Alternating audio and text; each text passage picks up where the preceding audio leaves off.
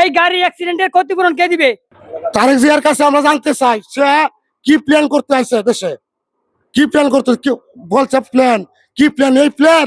আর মন্ত্রী জ্বালানি মন্ত্রী যে কয় বইবে তেল আছে, উনি কই? উনি আসুক, রাস্তায় আসুক। আমি একজন পল্লী চিকিৎসক, ইআই টেকনিশিয়ান। আমার দ্বারাতে আজকে সকালবেলা একটা গাভীর জরায়ু বের হচ্ছে, তখন ওই লোকে ফোন দিছে, ভাই আপনি আসেন, আমার গাভীর সিরিয়াস অবস্থা, 1.5 লক্ষ টাকা দাম হবে গাভীটার।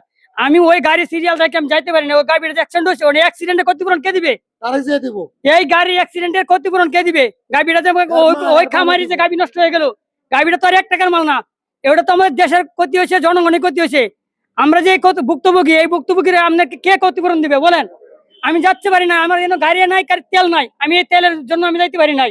রাতে 2টা 1টা বাজে আমাদেরকে ফোন দেয়, ভাই আপনি কোথায় আছেন, আমার গাড়ি অসুস্থ, আপনি আসেন, আমার গরু অসুস্থ করেছে, আপনি আসেন। তখন আমরা কেমনি কি হেঁটে হেঁটে যাবো? এই অজগা উপর বাড়া গায়ে মধ্যে আমাদের গাড়ি ফালায় আমরা হেঁটে হেঁটে সম্ভব?